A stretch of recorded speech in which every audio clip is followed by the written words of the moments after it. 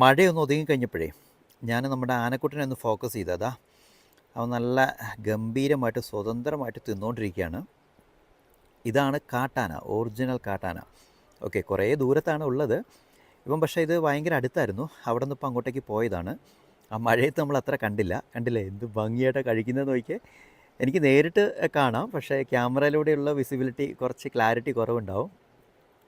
നമ്മൾ നിൽക്കുന്ന ആ ഒരു ഏരിയ എന്ന് കാണുന്ന ആനക്കുട്ടൻ്റെ ദൃശ്യങ്ങളാണ് നിങ്ങളിപ്പോൾ കണ്ടുകൊണ്ടിരിക്കുന്നത്. അപ്പോൾ എന്നൂർ വരുന്നവർക്ക് വളരെ കൂളായിട്ട് ആനയും കൂടെ കാണാൻ പറ്റും. എൻ്റെ ഈ താഴെ കാണുന്നതാണ് എന്നൂർ.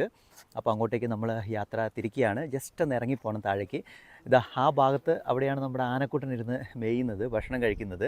പിന്നെ ഇതാ അതൊക്കെ ഏകദേശം ഈ ഭാഗത്തേക്കൊക്കെ വരുന്നതാണ് പറയുന്നത്. ഇത്ര അടുത്തേക്ക് ആന വരുമെന്നാണ് ഇവിടുത്തെ സ്റ്റാഫുകളൊക്കെ പറഞ്ഞത്. അത്യാവശ്യം മഴ നിന്നു. വളരെ നൈസായിട്ടുള്ള കാഴ്ചകളും അറ്റ്മോസ്ഫിയറും ഒക്കെയാണ് ഇപ്പോൾ ഇവിടെയുള്ളത്. സമയം കളയാണ്ട് നമ്മുടെ പൈതൃക ഗ്രാമത്തിൽ